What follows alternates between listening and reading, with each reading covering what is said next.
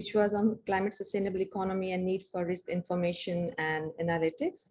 We will reschedule it soon and get back to you with the new date and time. Now, a little bit on the housekeeping before we get started.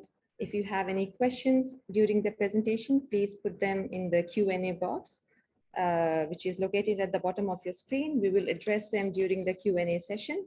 However, I encourage all of you to ask your question directly to the panelists by clicking raise hand feature during the Q&A session to make the session more interactive. Because of some prior commitments, our guest speaker, Ms. Veronica, may not be able to join us for the panel discussion. So if you have any questions specific for her, please email them to us. We will have them answered for you and get back to you later. Also, I would like to bring to your attention that this webinar will be recorded and shared with you all through the ADPC website. So now, without any further ado, let me briefly talk about the Climate Innovation Challenge and the purpose of hosting these webinar series. So CIC is a part of 5-year project called Climate Adaptation and Resilience for South Asia, a partnership between ADPC Regional Integrated Multi-Hazard Early Warning System and the World Bank. And it's funded by the Foreign Commonwealth and Development Office of Government of UK through the World Bank's PARCC Trust Fund. The aim of CIC project is to crowdsource innovative and disruptive technology solutions for resilience through grant awards, matchmaking, and pilot testing, and facilitate scaling up of these solutions for greater impact. Now, 16 of such technologies in 7 different thematic areas from around the world have already been identified and are under implementation in 6 different countries in South Asia. The objective of this webinar series hosted by ADPC is to bring together global experts and practitioners on climate adaptation and resilience to share their practical experience from different regions. And we hope that this will help all the stakeholders with learning lessons from and share knowledge and apply them in scaling of pilot innovations.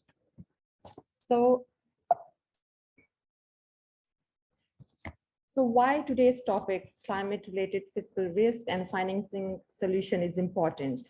We know that South Asian countries are most vulnerable to climate changes and face persistent socioeconomic and financial losses due to climate-related disasters.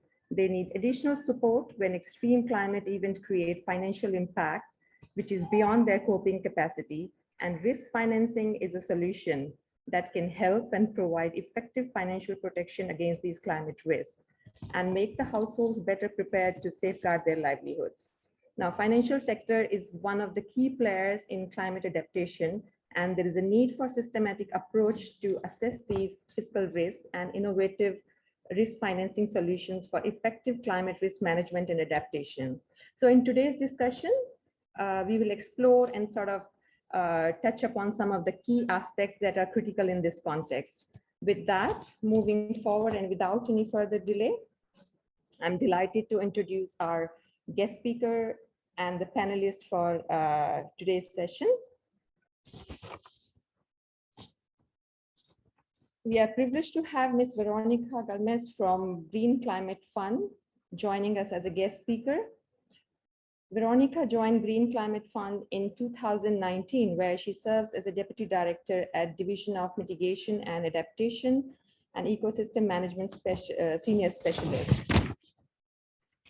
She previously worked for 11 years as a climate change and forest specialist for Helvetas, responsible for managing and implementation of climate compatible and sustainable land use practices in Latin American countries. She also worked as a specialist in forest and land use projects in Amazon and Andean regions and for multiple development organizations. Veronica is a Peruvian forest engineer holding a master's degree in tropical environmental science at the University of Turku, Finland, and she also specialized in sustainable business at Cambridge University. It's an honor to have you with us today, Veronica. Now, turning to our panelists, we have Mr. Arun Bhandari from NAXA Private Limited, Nepal. who is a geomatic engineer specializing in the domain of digital mapping and is also the project coordinator for CIC project. Arun has been leading the technology development aspect in several innovative projects of varying scale with national and local governments, UN agencies, private sectors, and CSO in and outside of Nepal.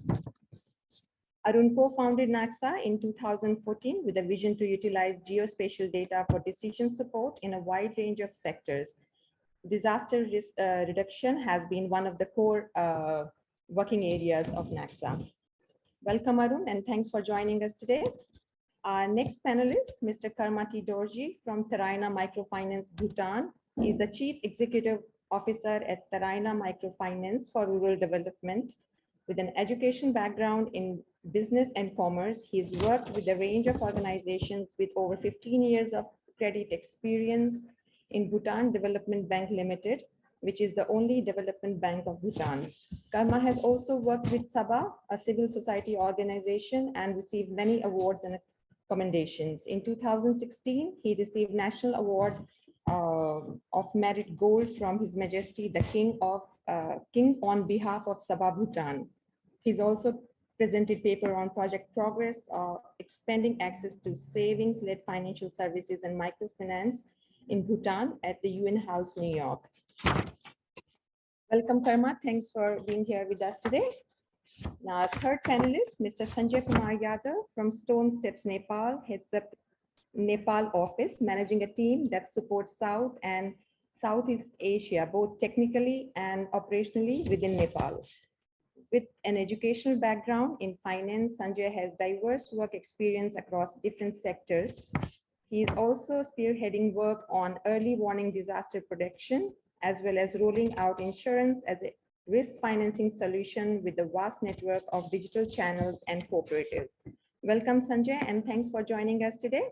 We are honored to have them all here with us today and very much looking forward to hear them. With that, I now request our key speaker, Ms. Veronica, to share her views on today's topic. Over to you, Veronica. Yeah, we'll just run the slides for you. Okay, now thank you. Thank you very much for the invitation and good afternoon, good evening, everyone. I'm glad to be here. So I'm Veronica Galmez from the Green Climate Fund and happy to provide the presentation today. Okay, thank you very much for that. So maybe we can go to the next slide.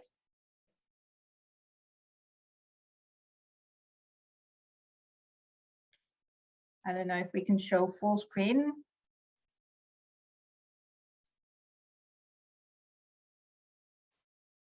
Yes, thank you very much for that. So I'll start this presentation by presenting through a couple of slides who we are. So as you may have heard, the Green Climate Fund, the GCF, is the world's largest climate fund, managing a portfolio of over $37 billion, which includes co-financing from our partners. We have been basically set up by the United Nations Framework Convention on Climate Change, and we are serving the Paris Agreement. We have been also established to support basically developing countries around the world in their transition to low emission and climate resilient societies and development. Go to the next one, please. So in terms of the main principles of the Green Climate Fund, so we are a country-driven organization. So basically we support country in their planning and also in aligning their activities with climate priorities in each of the countries. We are an open organization, meaning that we are open to work and delivering through numerous partnerships. At the moment, we have around 200 accredited entities and delivery partner through which we channel our funds. We can also deploy a range of financial instruments, including grants and non-grant instruments, and we can also support piloting and development of new financial structures from the public sector, but also from the private sector. We also aim for a balanced allocation between mitigation and adaptation related activities, as you may know, and as it has been also mandated by the UNFCCC. And since we are actually a risk-oriented organization, we can accept a high risk for our investments to support new initiatives, but mainly to catalyze finance from other sources, in particular from the private sector. So by the end of 2021, the investment from contributors to the GCF had actually enabled the organization to allocate over $10 billion for climate action in different countries in the developing world. And around 35% of the committed funding is currently being channeled to the Asia Pacific region. We go to the next one. Now, responding to some of the questions that were shared by the organizers of this webinar, it is clear that climate change can impact the economy and the financial systems through various channels. We can identify transition risks that will basically affect the profitability of businesses and the wealth of households, creating financial risks for lenders, but also for investors. These transition risks also affect broader macroeconomy through investment, also affecting productivity and relative price channels. We can also identify that there are some physical risks that can also affect the economy, mainly in two different ways.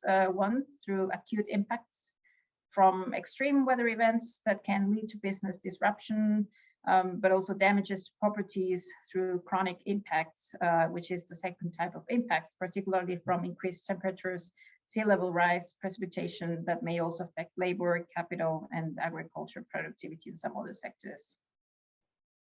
Now, if we go to the next slide, one of the main challenges that we also identify is that the impact of climate change on the macroeconomic indicators such as GDP is very difficult to quantify, as you may know.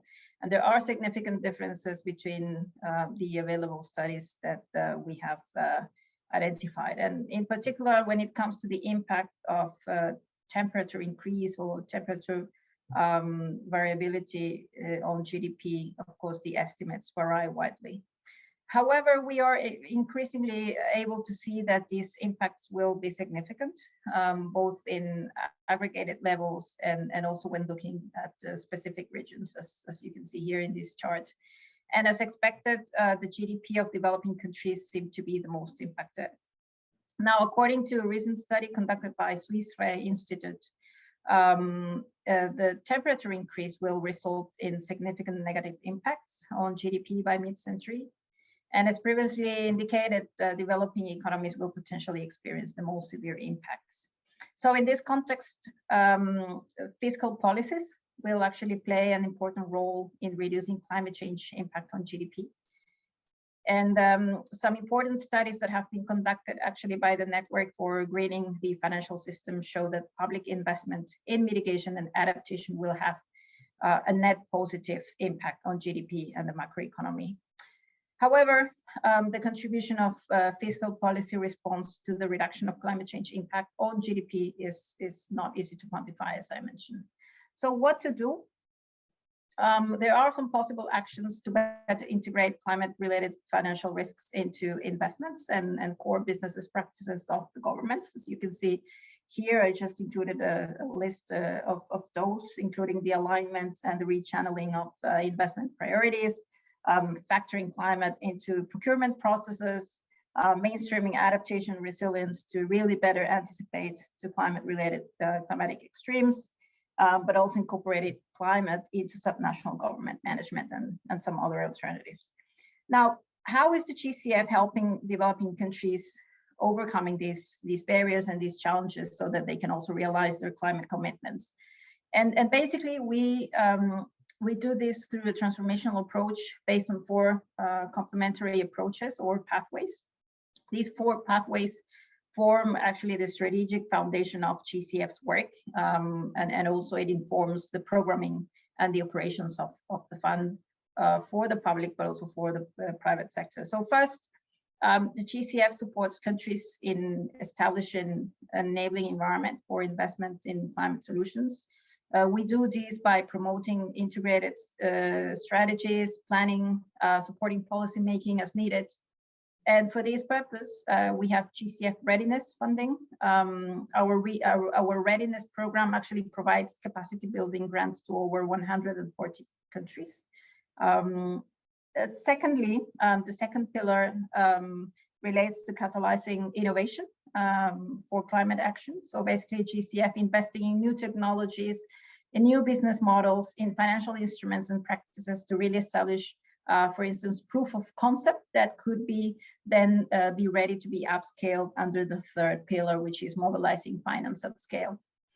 And the fourth pillar, which relates to really try to help domestic financial institutions to mainstream climate into investment decision making and to really support them in accessing capital markets to finance new climate solutions.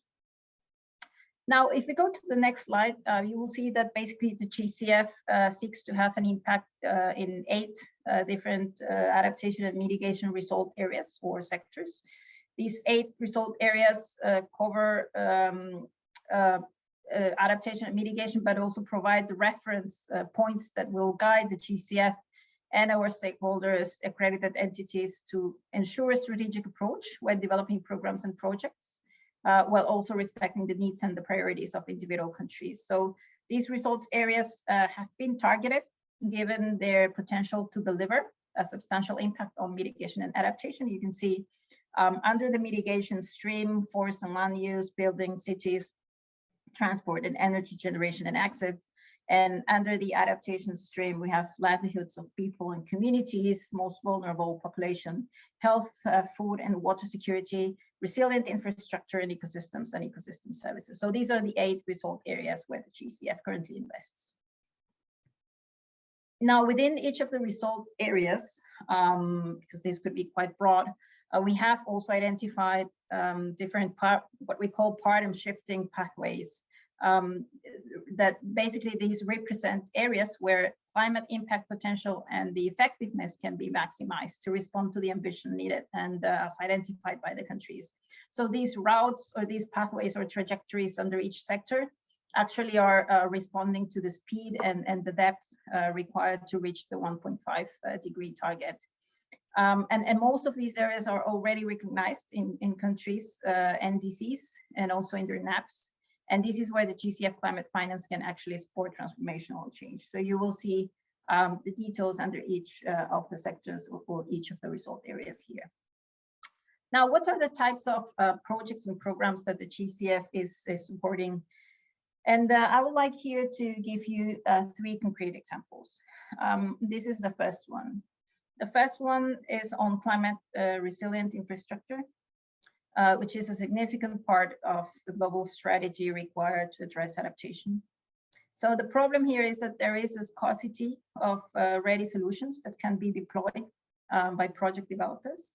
And the most common approach falls into the category of hard infrastructure solutions for climate proofing of isolated assets, which does not really have the long-term resilience of communities at the heart of the design. So this project is actually a pilot project that we started last year that is being supported with the GCF funding in Jamaica. This really aims to assess the viability of nature-based solutions to complement hard infrastructure in coastal areas, and also to allow informed decision-making processes to use hybrid green and gray projects. So it's try to find the right mix between green and gray approaches in coastal areas using nature-based solutions. The second example that I would like to share with you today relates to impact-based multi-hazards, early warning systems and early actions.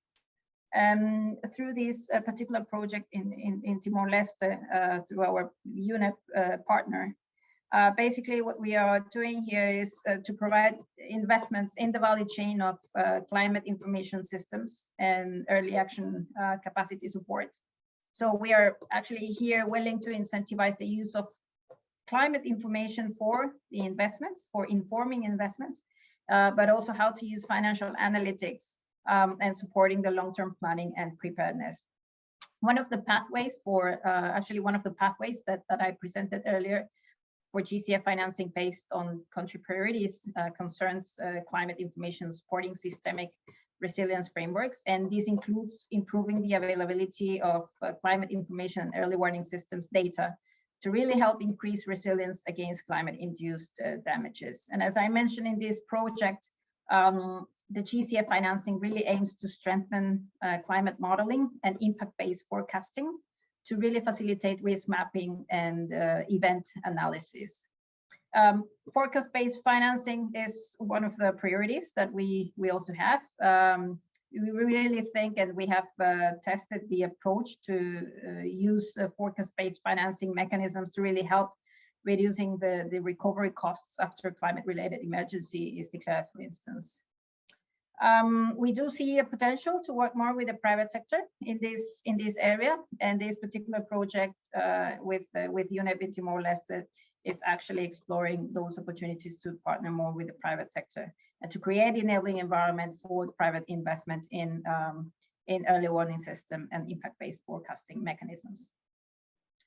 And the last example that I would like to present today, this relates also to climate risk preparedness, reduction, and risk transfer in the agriculture sector. I understand that this was one of the sectors that was prioritized also for the discussion today.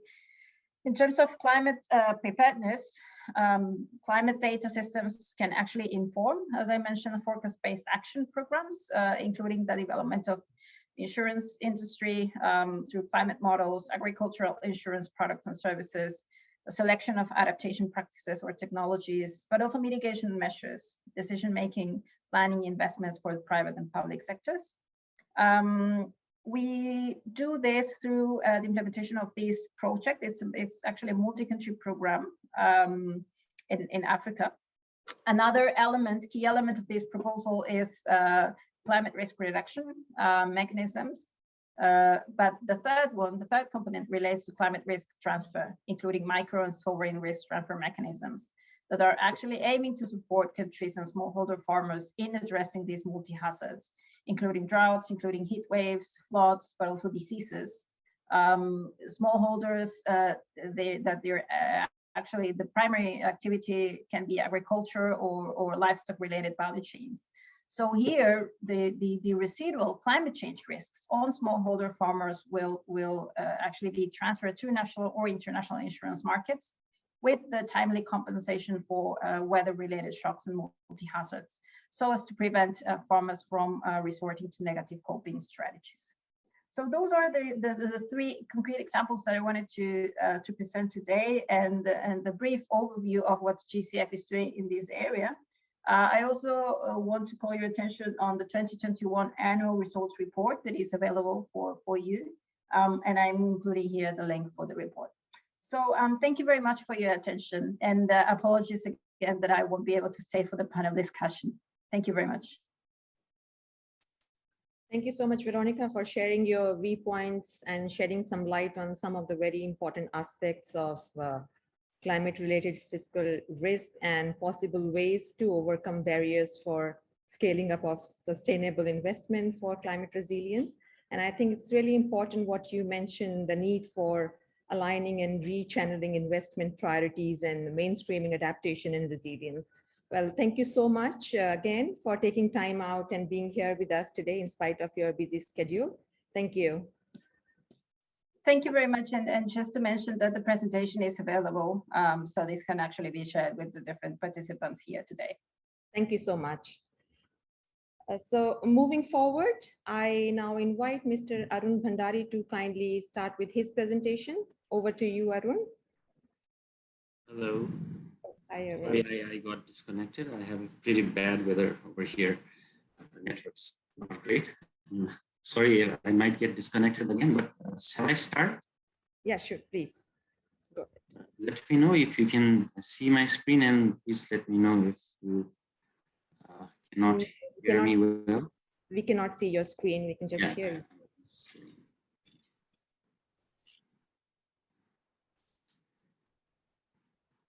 Is it visible now? Yes, now we can. Yes. Thank you. Hi, everyone. Thank you for this opportunity. I'm presenting about some of the work that we've been doing around household level risk assessment in Nepal, and with the target to provide some decision support for effective disaster risk financing. I'm based in Nepal. I co-found a company called NAXA, and we work a lot around disaster management and preparedness. Starting with the pilot, we've been working on the CIC Innovation Pilot Initiative with 3 partners in Nepal, including GCA and NNSWA. The pilot is mostly about household level risk assessment, implementing the tool in 2 wards of the municipality in Nepal. It's around 1,500 plus households that we're assessing this time, and it is a community that is at risk to the flood hazard of Mahakali River in the western Nepal, and we're piloting this tool, the technical system that can be scaled up to different geographies and contexts later on. This is the working area. We have our words here, and this is lies in the floodplain of the Mahakali River.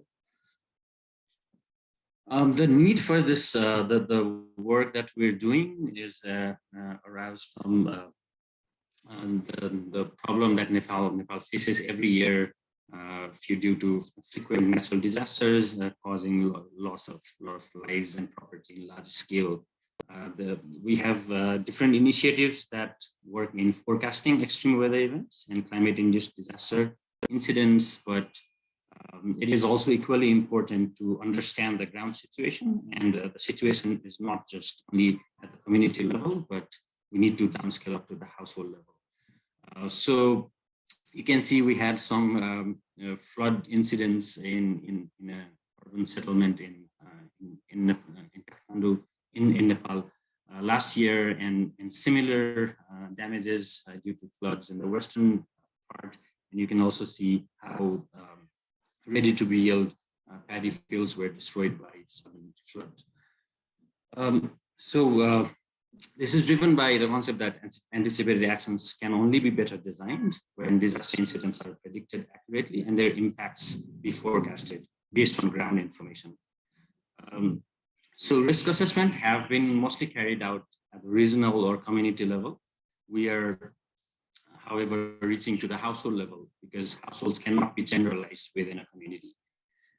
So if you look at a settlement, you can, this is from Melanchi in Sindhupalchok district. It got flooded heavily last year. And if you look closely, multi-hazard risk can vary due to varying characteristics of households within the same community.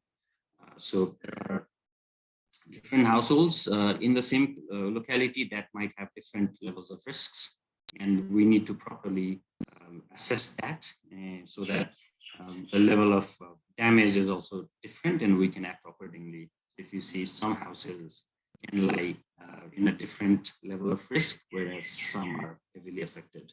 So this is what we're doing. We're trying to assess the risk level of each household based on vulnerability assessment that we do at the household level, and integrating that data with hazard maps. As we understand the prerequisites for high risk financing, effective risk financing is that we have a hazard mapped well at the regional level.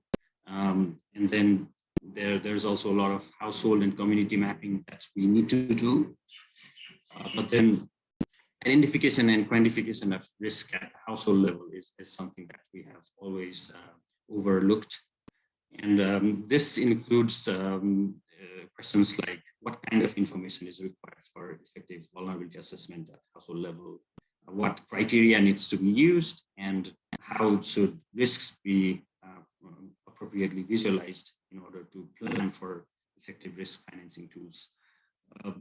And then there's validation and acceptance that, of the household risks that need to be done by the stakeholders. That includes households themselves, the government, and financial institutions that come in play.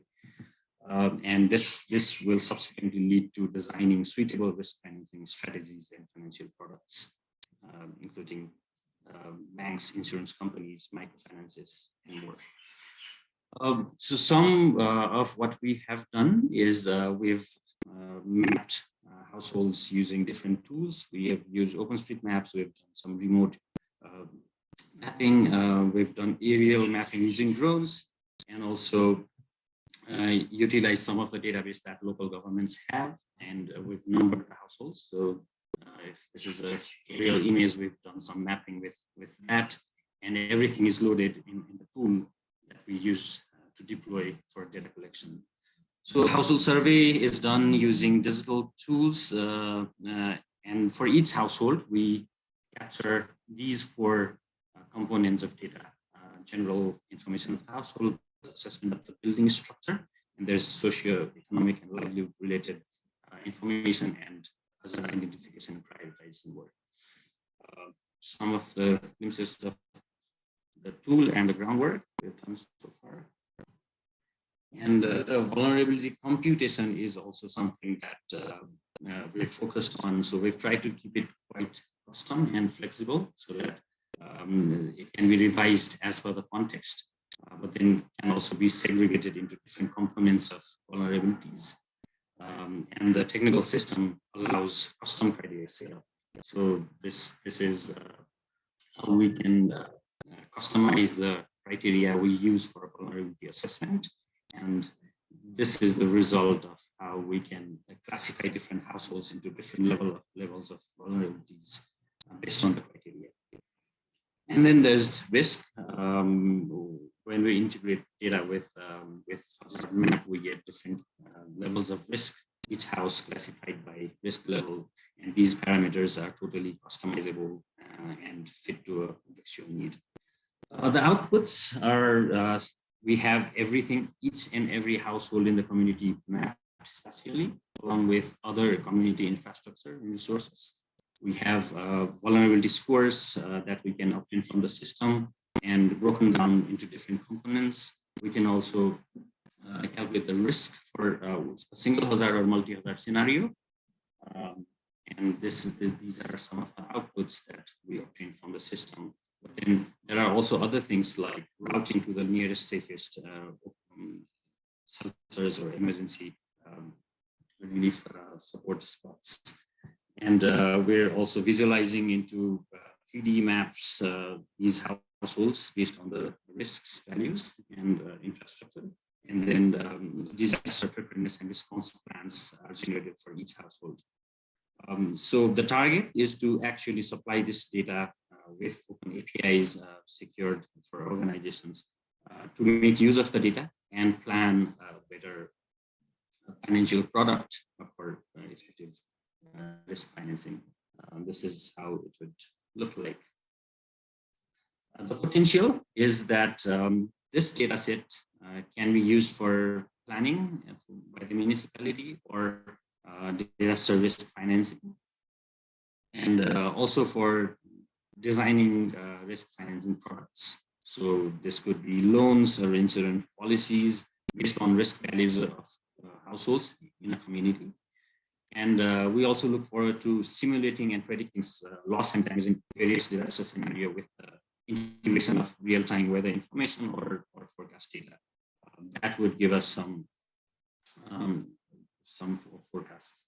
And incentivized self-assessments is also something we think we can enable, because it's not always going to work with some organization doing the assessments. But then if the households can start doing self-assessments with some incentivization, this could give some good results. And there's also a potential to apply machine learning on the data so that we can train on the data sets that we do collect during the pilot in different geographies, and then actually try and derive some results that could get somewhat accurate to predicting the household risk values or vulnerability values based on some external characteristics of households. So thank you. I think I've utilized my time. Please feel free to ask questions. Thank you so much, Arun, for a very informative and comprehensive presentation. Now I would request Mr. Karma to share his presentation with us. Over to you, Karma.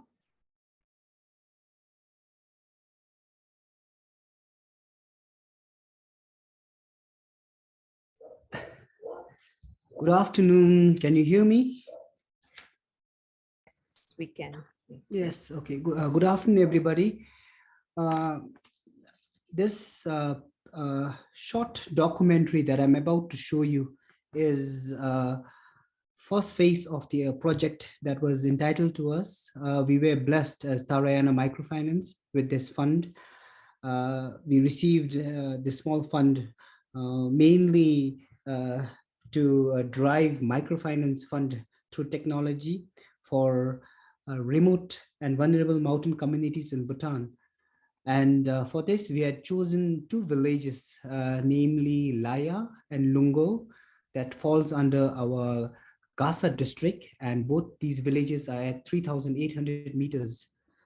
We worked very closely with two major stakeholders. One is the Royal Government of Bhutan, particularly the local government of Gasa district, and the other is the biggest bank of Bhutan, which is called Bank of Bhutan Limited. So I will start this documentary, and after that I will go on with few slides of mine. This project, the Technology-Driven Microloan Fund for the village of Laya and Lungo, one of the most remote villages in Bhutan, is only possible with the immense support from the World Bank, ADPC, and the Foreign Commonwealth and Development Office.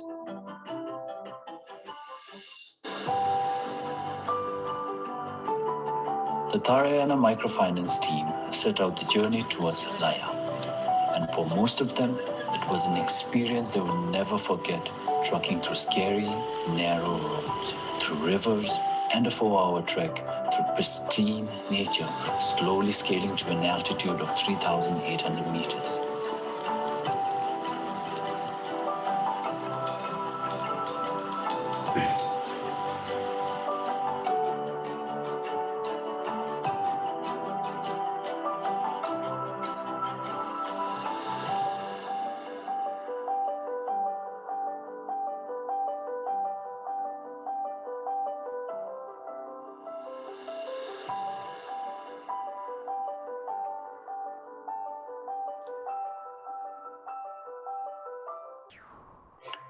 The focus was to introduce financial literacy to the community.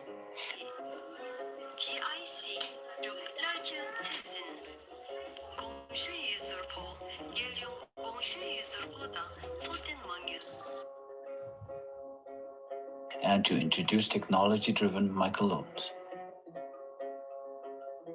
As a precaution, the team avoided large gatherings and improvised to household visits for the next few days.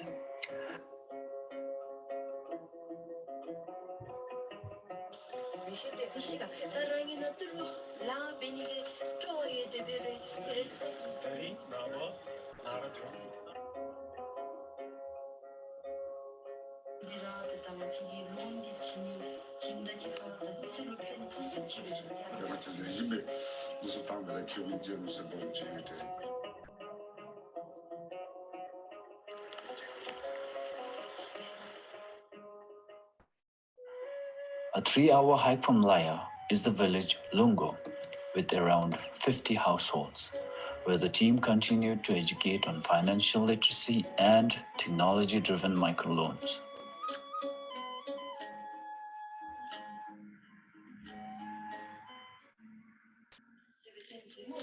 Mr. Tenzin is one of many clients to avail the TMF loan and to appreciate how efficient the whole process. With all his application and documentation done through an app, and he was even assisted to his first saving accounts with the Bank of Bhutan.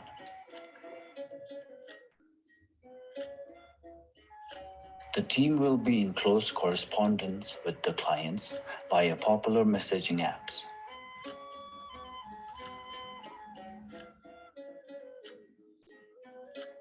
The team returned to Gasa and made an official presentation to the state governor and discussed the way forward to continue to support and empower the people of Laya and Lungo.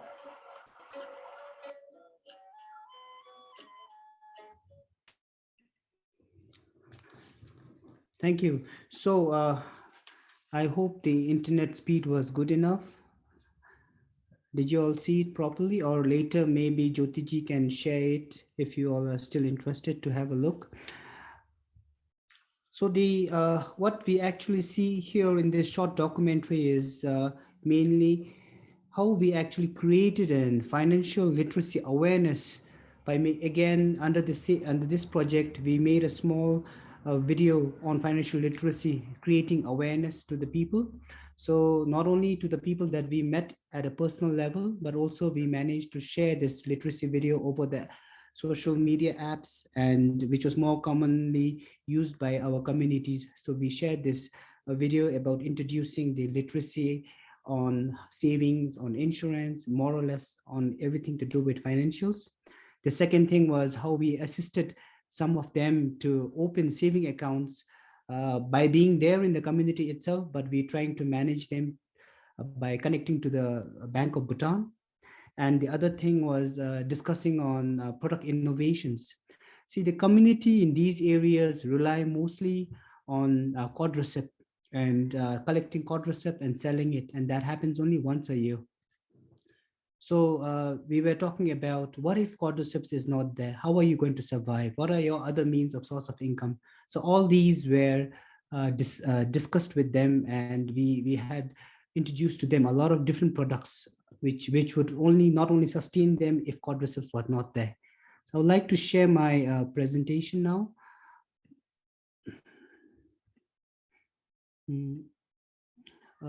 Is it visible? Yes, it is. Yeah.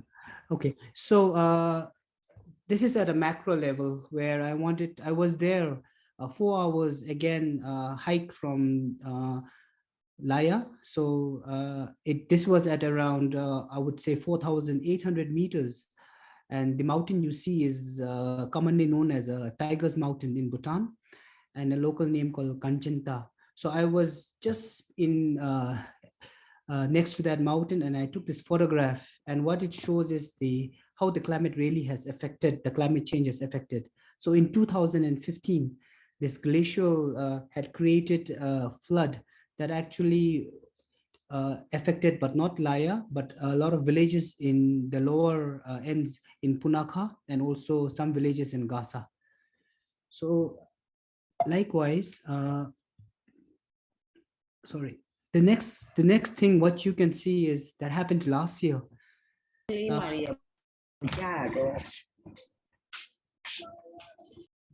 was one of the worst tragedies that had hit us, where 10 people had been killed due to the flood of a outburst of a lake for people in Laya who were collecting cordyceps. And this was one of the biggest reason why we were actually telling them, what if quadriceps was not there? So these were the things that actually provoked them now about thinking of other sources of income, not only relying on quadriceps.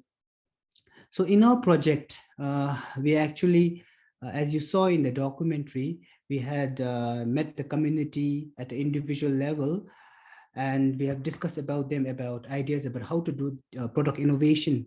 And once we do different kinds of product innovation, how would it suit there? Because Laya is at, as I said, 3,800 meters, and many agricultural product is difficult there. So we had to think about different products that would suit them and also bring about an income for them.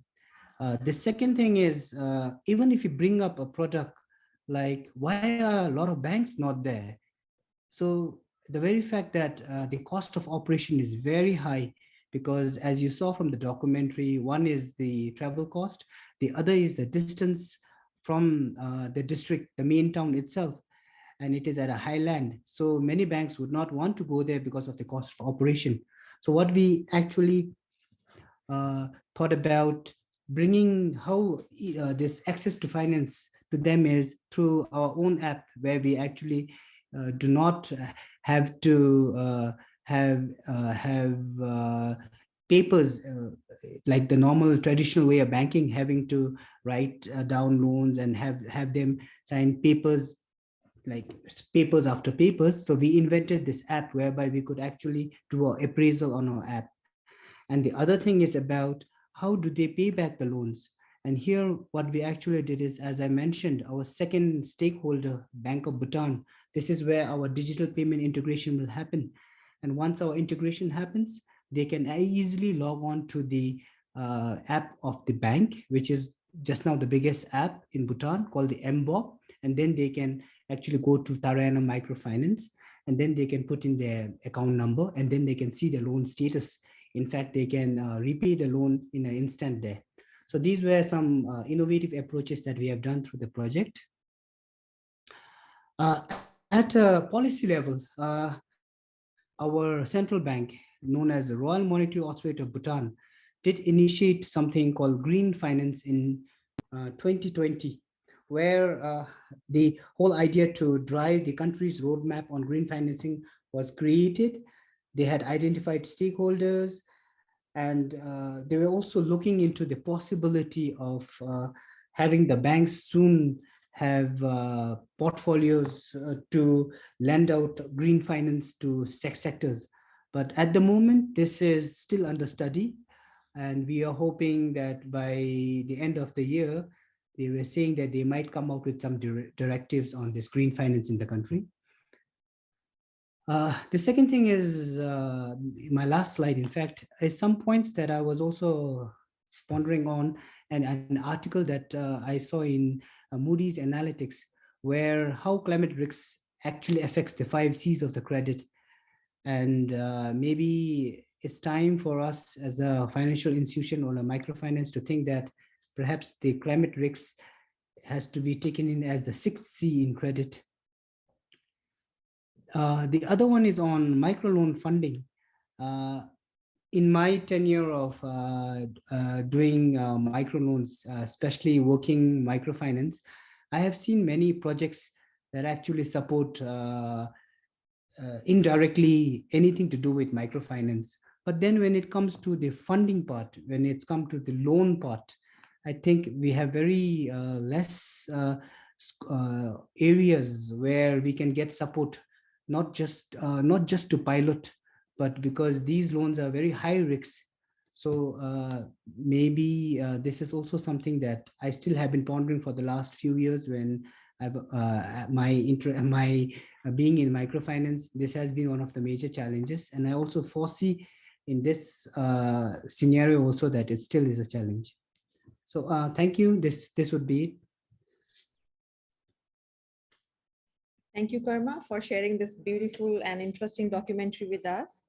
And yes, as you mentioned, the impact of climate risk is more significant to the communities located in the remote areas because of limited or no access to infrastructure that makes the climate adaptation more challenging and costlier.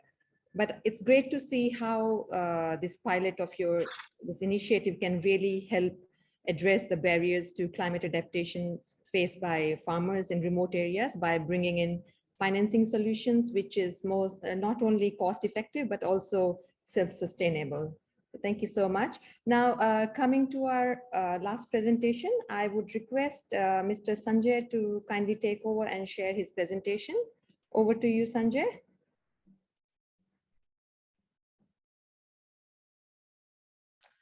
Thank you very much. So my screen, is it visible, my screen? Can you see my screen, please? Yes, Sanjay. Okay, thank you very much. So hello, everyone. Namaste and good afternoon, everyone. I'm Sanjay from Stonestep, Nepal. So moving to next. Our proposed solution under the risk valuation solution is a parametrics flood insurance for climate vulnerable agriculture in Nepal. It's a lead by Stonestep Private Limited, and it's a partner with Practical Actions in Nepal for community engagements. So you can see very much in the picture, this is the locations where this is the recent flood and the agriculture losses which has been happened in October 2021 last year. Sorry to interrupt you, Sanjay. Can you make it full screen? Okay. You see at the bottom. Bottom on the right side of. Yes. Now. Thank you. Okay. Yes. Yes. Yeah. So you can see the images. This is the recent flood and the agriculture losses in the locations where we are trying to deploy our solution and technology.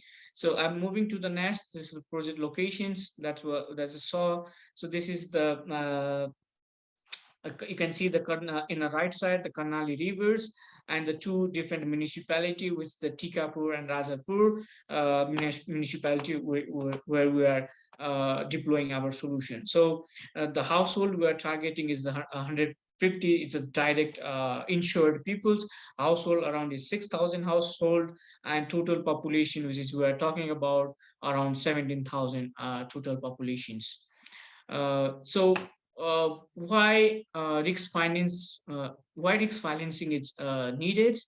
Why is this needed? So you can see Nepal itself is a fourth in terms of the climate vulnerable in the multi-hazard risks, and 13th in terms of flood risks. You can see the data in previous as per the Nepal disaster report in 2019 shows that 6,381 small and large disaster incidents were reported during the period of 17 and 18 alone. As I mentioned in my previous images, in recent flood, which was happened in 2021, which affected, damaged mostly the rice paddy planted in that was implanted 83,431 hectares, caused approximately like 318 tons of paddy worth 8.26 billion were damaged.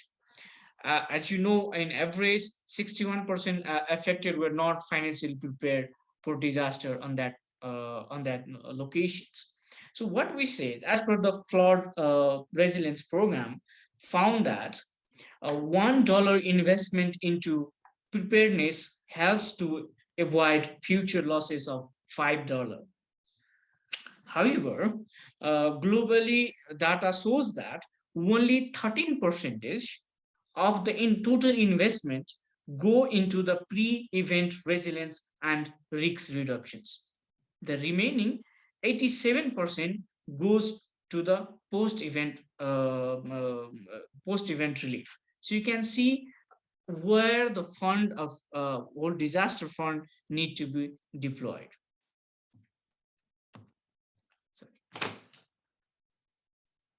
So address those problems.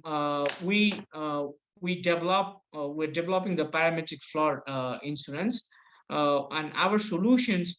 We are developing whole solutions. What we are doing in terms of technology and deployment, we divide into two parts. So then the first layer, which is the more about the development of the product, which is the parametrics flood insurance product. So in the first layer, we're from the field level, we're collecting the historical and current crop productions and income data, as well as the past historical and current climate risks remote sensing data.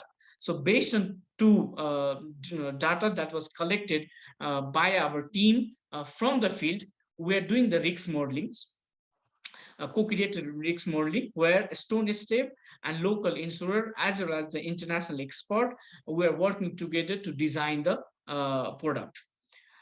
Our product has been already designed, and then once it's designed, we are also working with the local distribution channel, where we are taking consideration of cooperatives, local cooperatives.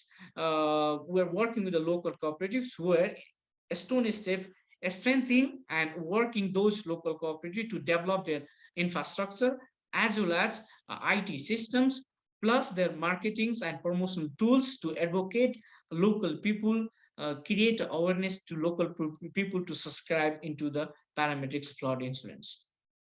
So in the second approach, in a second layer approach, this is more about how the product will be distributed to the households. So mostly the practical actions is taking ground level work, where they're doing socialization, capacity building for product for farmers and local stakeholders, advocacy, learning, sharing, upscaling, replications, how the insurance premium will be collected, what are the source of the incomes, what are the alternative sources of income. So all those part is taken care by practical actions in the field with the community development organizations and as well as the cooperatives, where we are also working local level governments. We are engaging directly to the local level governments for subsidizing the premium is the one, are also taking having a data of their previous losses and damages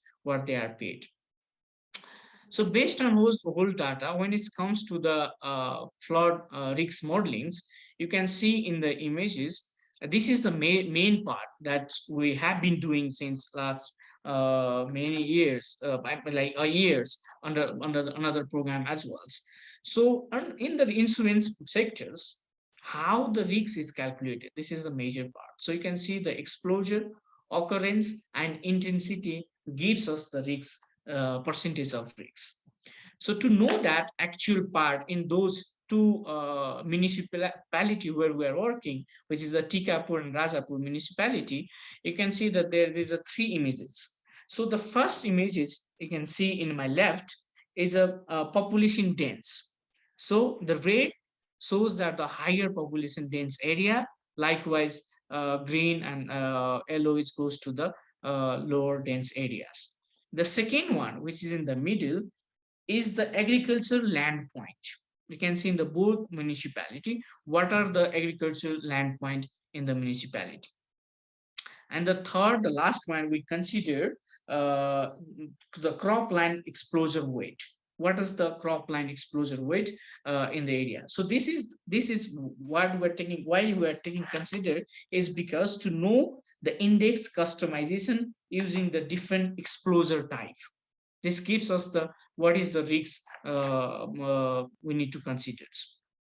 So based on that calculations, we are working with the insurance company to setting the premium, insurance premium and the payout ratio. Another one, the major. So we are talking about the flood index. See, so taking consider the Karnali River which is the middle of the both municipalities. So the flood levels. So there is a 2 types of data available in the area. The one is the GLOFAST data, which is mostly used by the international insurance and reinsurance company. The second one is the DHM, Department of Hydrology and Meteorology data, which is taken considered by the local insurance and regulatory. So that I can also I'll discuss about this in later on slide. What these are the major challenges what we found, because this is the risk transfer mechanisms, and this product we are developing to transfer this risk into the international market.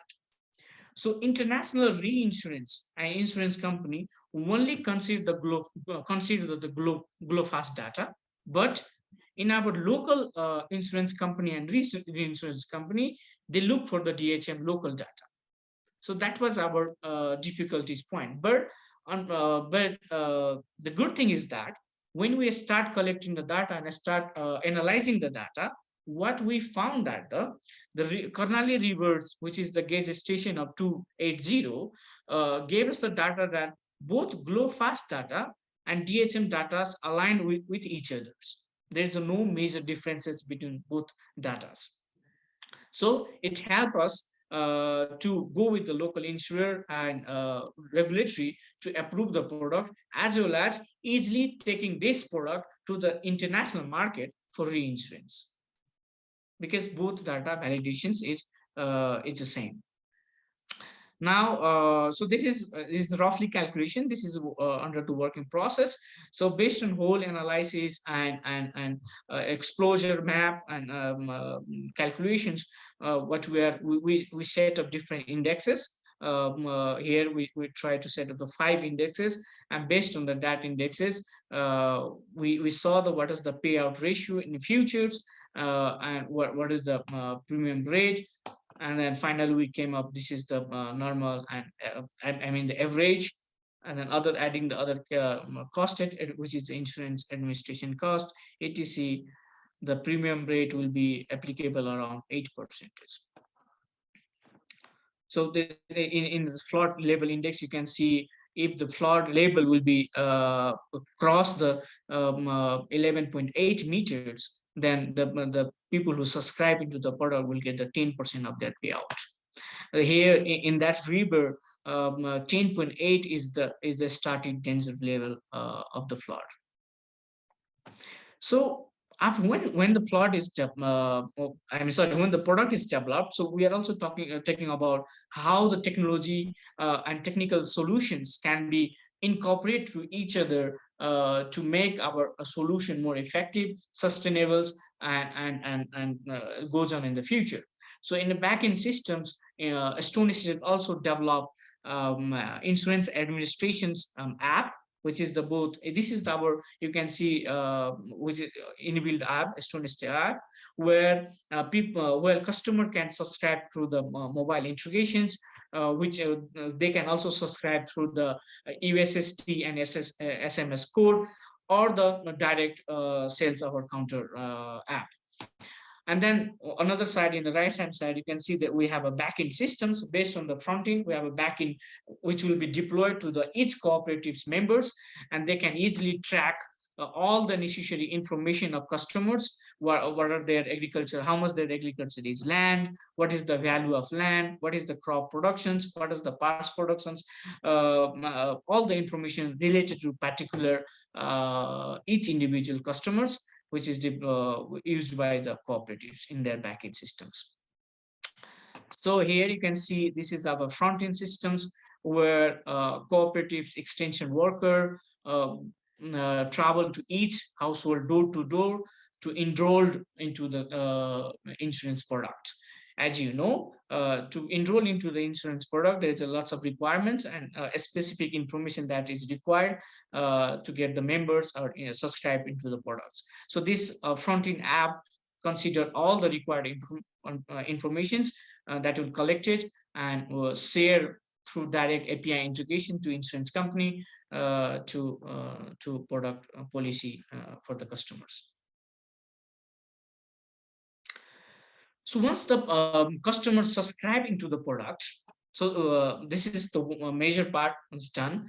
Then how it's happened when there is a disaster. So we says that payout solution, when disaster hit, it pays. So this is the parametric solutions. So parametric solutions means when predetermined index it's reached by the flood, the customer will get automatic payout.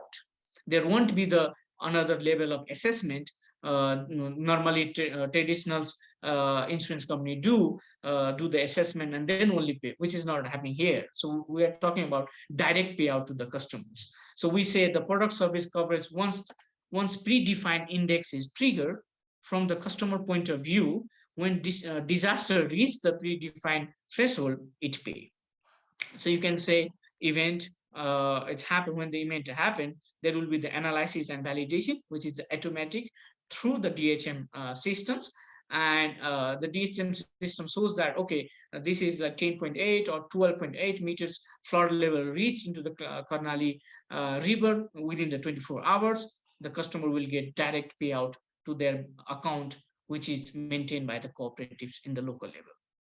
As well as Stonestep also trigger the direct SMS to those geographic mobile holders in their mobile, saying that this is the index is triggered, your payout is deposited in your account, please collect your money. So everything we are doing here in the digital and automated systems.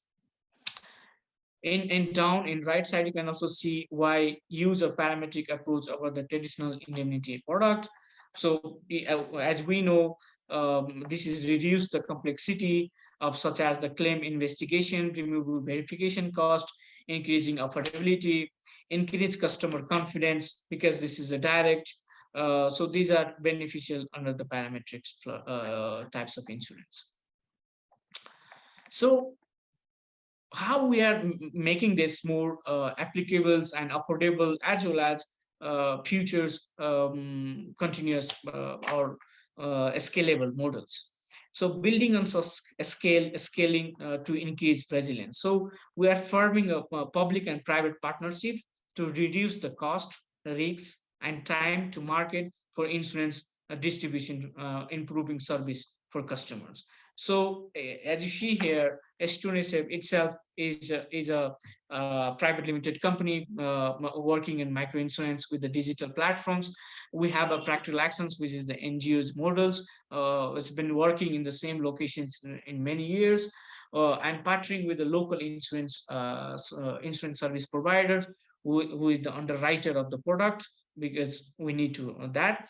Also engaging cooperatives, MFIs, in the local level for insurance distributions, because they have been all the member of that agriculture members, they are the member of cooperatives, all the household are the member of cooperatives, and it's very easy working with them in terms of the motivating them, communicating the message, executing them, awareness building. So these all are helping through the cooperatives.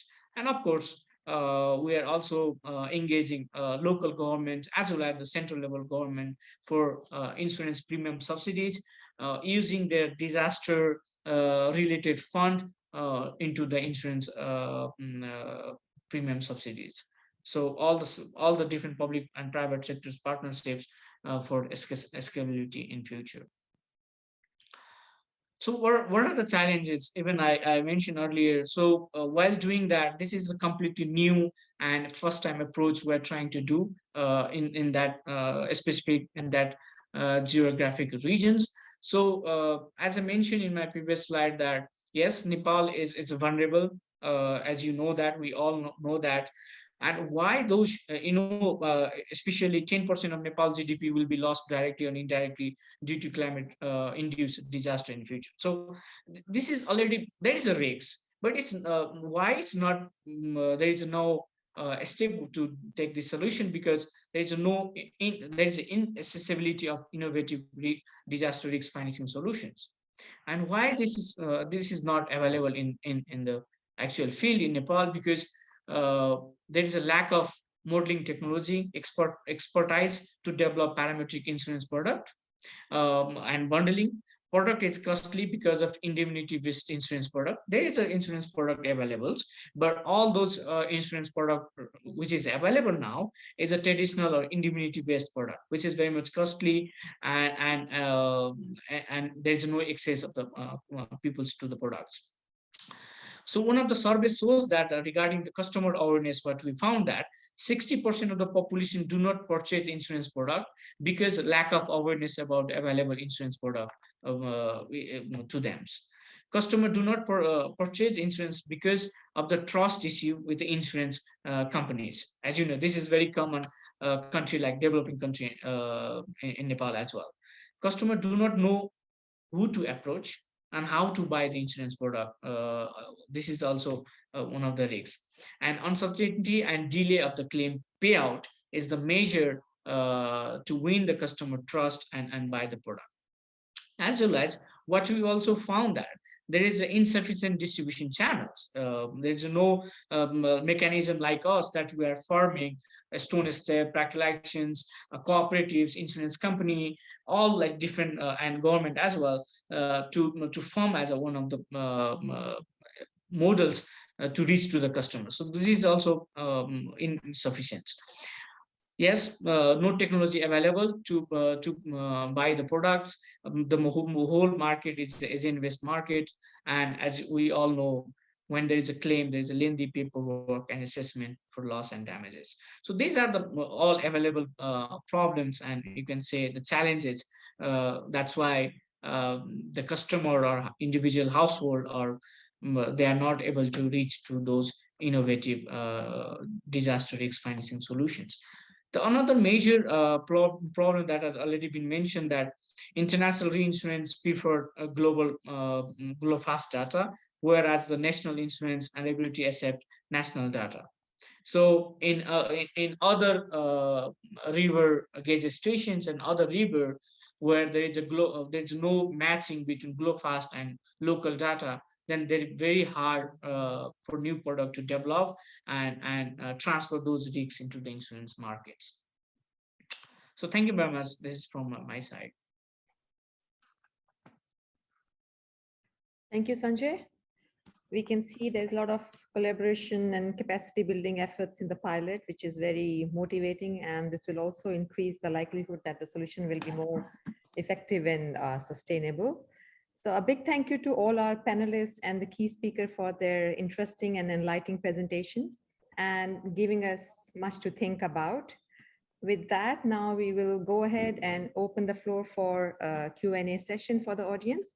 As I mentioned in the beginning, you can put your questions in the Q&A box, or you can click raise hand feature, and the host will allow you to talk and ask you to unmute yourself. And if you have questions specific to our speaker, Ms. Veronica, please email them to us. We'll have them answered for you later. And I'll request our panelists to kindly help us answer the questions from the audience. This is Kamal.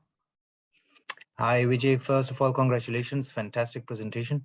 Just one question on the closing note. And I see this is a serious problem in most of the developing countries. The national insurance, of course, they follow the nationally available data. The reinsurance companies, they go for international standards. And this is a problem that we see in many of the countries. And that's actually quite a serious problem. How do you recommend we close this gap between this data acceptability? Over and out. Who would like to take that question? Can I? So based on my experience, thank you very much for your questions. So we have been working around these problems pretty much. So from what we realized that how we can minimize the gap is with developing the gauge stations, or how can I say, capacitating or strengthening the gauge stations. So the whole and linking with the GloFast information, so that whatever the data is providing, the data will remain the same. So in my presentation, you can see we are taking consideration of Karnali River, where gauge station number is 280. So this gauge station is very much developed and very much capacitated since long times. So whenever whenever you collect the data, the both GloFast and local DHM data is measured always the same. So from my understanding, strengthening the gauge stations will help us in correcting the data. Thank you. Thanks, Sanjay. We have another question from Nauraj Pradhan. Over to you, Nauraj. Thank you. Yeah. My question, or maybe I missed out, is directed to Karma. Karma, greetings from Bangkok in ADPC here. I was just interested to know, you mentioned in, I think, one of your last slides about how you are sort of doing the app with the Bank of Bhutan deposits for the, for these people who are paying the microfinance. It didn't come out clear, or maybe I missed out as to how, because how are they depositing this? Suppose they have cash out there in Laya, in this village, and how are they depositing it through the app that goes to and connected with the Bank of Bhutan to repay these sort of loan or installments? So just interested to know how it works in that space. And sorry if it's a bit naive, this question, but I just missed out on that. Thank you. Over and out. Thank you, Nauraj. I think I did not say anything in detail about this. Very interesting, but when I was talking about collaboration with BOB, there are two things that we are collaborating at. The major one is trying to get our system in their system, so that they can, our clients can have a live view of their own loan statement and do the repayments. The second thing, what you just mentioned, is once they have cash in their hand, how are they going to deposit through our app? Well, actually, our app is just an app that will enable us to process loans. But for them to deposit cash, there are B-Connect agents in Laya and Lungo. The B-Connect agents are normally shopkeepers or some local appointed agents who actually collects the cash, and then they do the deposits for those clients. So this is another service that's been already provided by the Bank of Bhutan. I hope I'm clear. Thank you. Our next question is from Malik Zahir. It's for Sanjay. Why GloFast data is not accepted by local insurance companies? Over to you, Sanjay. This is very hard to say why actually, but normally it is a local. So insurance sector is very much regulated. You know that. First, you need to understand that insurance sector is very much regulated. So when the insurance company, local insurance company, develop the product and underwrite develop the product, and when go for the underwriting and approval to the local authority, regulatory bodies, they ask for the local available data that need to be correspondent and linked with the local data and gauge stations. So that's what we found, but actually we don't know why, but we are approaching them. Why? Even that was the from our question as well. This is the international accepted data, so why you are not accepting? So even we are pushing them to accept that, but still for the moment they prefer to have local collected or local captured data to approve the product. Maybe in future, when the local capture data, local gauge station capture data, and GloFast data start matching always, like it's happened in Karnal Liver, definitely they will start considering the GloFast data as well. But for the moment, they prefer to have local capture data. Thank you. Over and out. Thank you, Sanjay. And our next question is for Arun. Please, can you explain how to conduct vulnerability score in multi-hazard? Sorry, I might have some disturbance in the background, but so the vulnerability score that we calculate for each household is based on the ground information that we collect at the household. But when we derive risk values for the household, we integrate vulnerability scores with the hazard data. So now the data that we integrate with might be a single hazard or multi-hazard, depending upon what kind of data we bring in. So we are not deriving hazard data, hazard maps, but we're using hazard maps as secondary layers. So that could be single or multi-hazard. Try and answer this, if I understood the question. Thanks, Arun. Now we have a question from Omar Saleh. Over to you, Omar. Yes, thank you very much, and excellent presentations today. So thank you for all your presentations. So a follow-up question on what the question that was asked to Mr. Sanjay. Basically, I assume, but maybe I'm wrong regarding the different data sets that were used. Isn't the local data like a lot more reliable with the, for example, higher resolution? And is that not the reason why local insurance companies want to have these local data? Not the regulation. Sorry. Yeah, I don't think not only because of the regulations, also data that you are looking for insurance company is to track the loss. The track the events. So might be the regulation can be the one reason. I'm not sure, or maybe, but till now what we know that sometimes the GloFast data and local data in other gauge station that we have already installed in that locations found that there is a variations of GloFast data and local capture data. I don't know how it's a variations. So due to those variations, if they start accepting the international data and start paying based on the international data, there might be the different other cases in the local levels with the local people with the like event happen. So the local data captured based on the actual event happen, or those I'm not sure how it's technically is managed, but might be the one region of data quality, but there's other regions always to capture the exact informations. This is the variations what we found. Yeah, okay. Thank you. Thanks, Sanjay.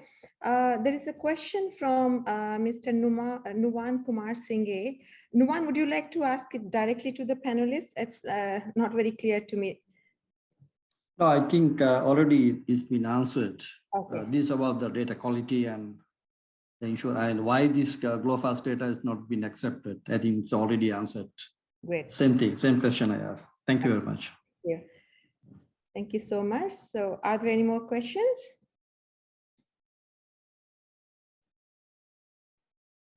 No, I think that's it then. Well, that's all we've got here today. So, but please don't sign off yet. As I mentioned before, if you have any good learning story which is worth sharing, please reach out to us. We would love to make it available to the wider community through our website and blog. I thank everyone among the audience, our guest speaker, the panelists for joining us today. It's been a great teamwork. Now, I would like to request my colleague Shering to conclude the session with the closing remarks.